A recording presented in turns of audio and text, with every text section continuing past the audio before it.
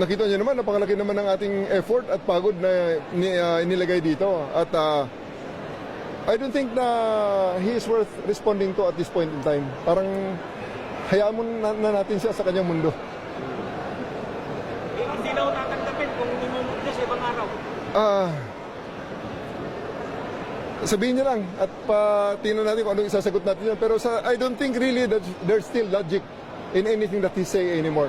Parang yun nga ang credibility kasi parang, di ba, maloko mo ako ng isang beses, shame on you. Pag niloko mo ka ng 2 beses, shame on me.